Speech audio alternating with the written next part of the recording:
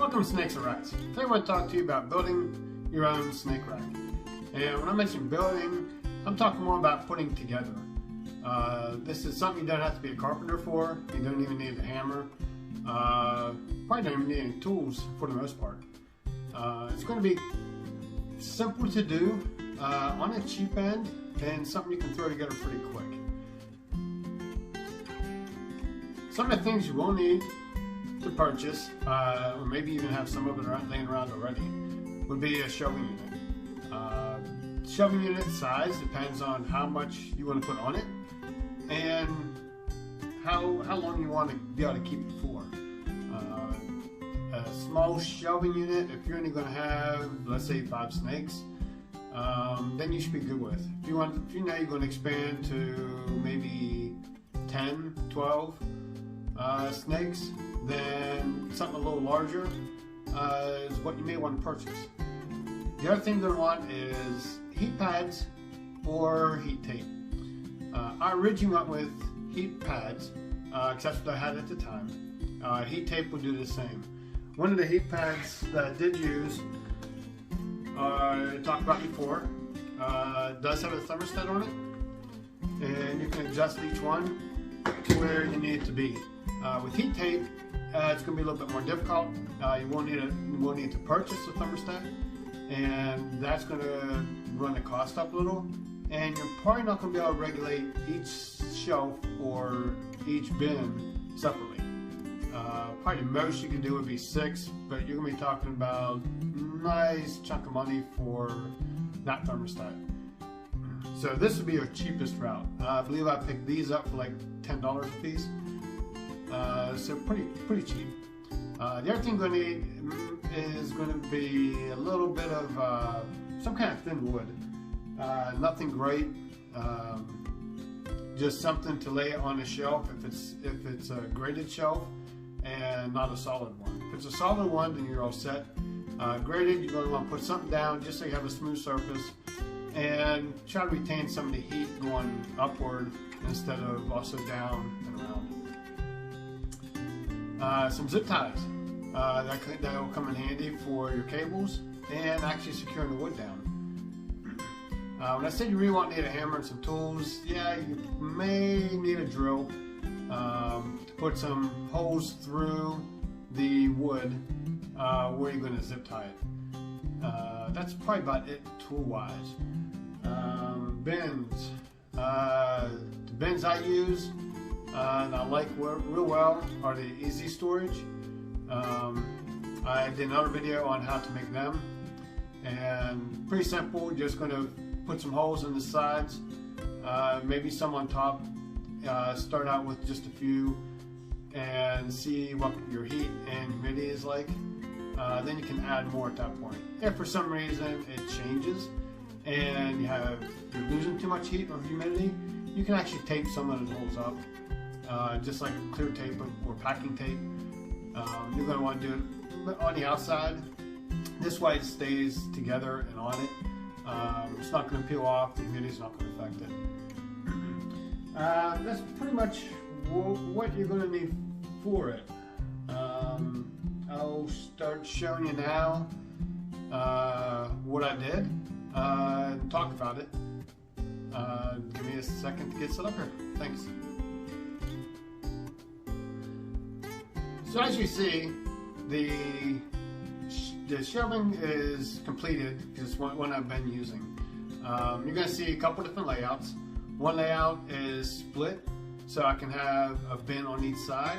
And for larger animals, I'm using one full shelf with heat pad on one side. This could be any layout you like, any size you want. Just this shelving unit to where you can easily pull the bins in and out. Last thing you want to do is try to struggle with it every time you need to remove it. The tighter you get it, if you get one that has multiple shelves, is better, because you really don't need a lot of clearance above the lid on the bins. So the tighter you get it, the cleaner it's going to look, the better it's going to be, the more you're going to be able to get on it. The wood that's been applied just drilled holes in the corners, zip tied them down so they wouldn't move. At that point, I put some aluminum foil down where the heat pad's going, and then secured that with actually packing tape. It's been working fine. It's holding it. It's holding. Don't think you need any kind of special heat tape for it. I haven't yet, because these don't get real hot due to how you're using it in a tight space. So as you see, with bins on and bins removed, you can clearly see how it's set up both ways. With the bins in, you can see how you can arrange it, and ignore the bins I'm using.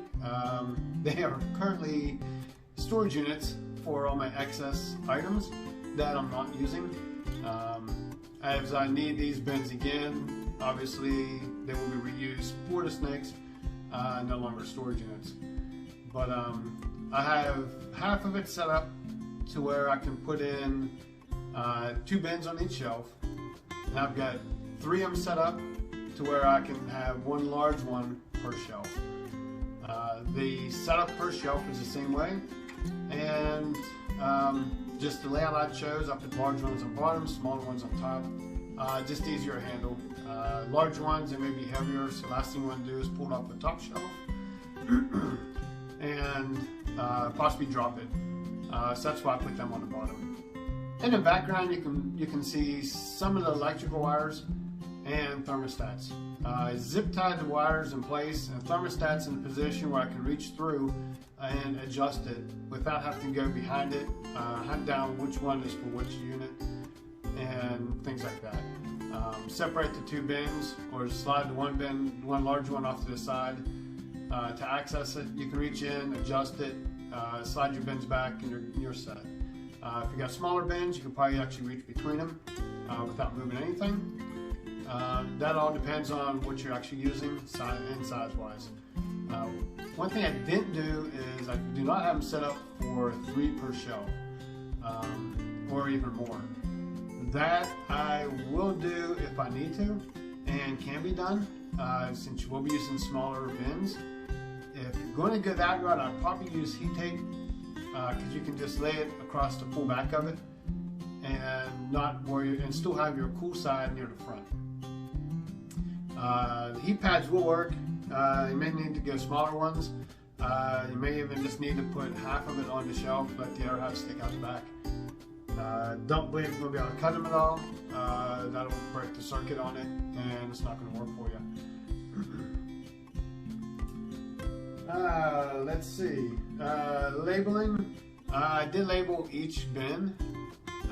Put a label on next to it on the rails, so I can actually match it up. These numbers you see probably don't match up. Like I said, right now these are just storage, so I'm not too worried about which order they are in. Other than that, that's about it for setting it up. I did, on mine, want some storage space, so I've taken the top shelf that I had and shifted everything down closer to the floor, and on the top I actually bought some wood and made a shelf unit. Just bought I think it's probably a 1/4-inch sheet of plywood, 2 foot by 4 foot sheet, and then just used 1x2s and put those on each side, just to help support it, and drill holes in each corner so it can solder with my post. And then I actually just put tape on the posts themselves so it wouldn't slide down past it, and use that as my support for it. Looking at it now, I could actually put a second one on if need be, but I'm good with what I've got. One I did buy is a six shelf unit. You can get any size you want. Small unit for fewer snakes, larger unit for more. If you think you're going to expand, get the larger one. If you're not really sure, Still getting a larger shelf unit.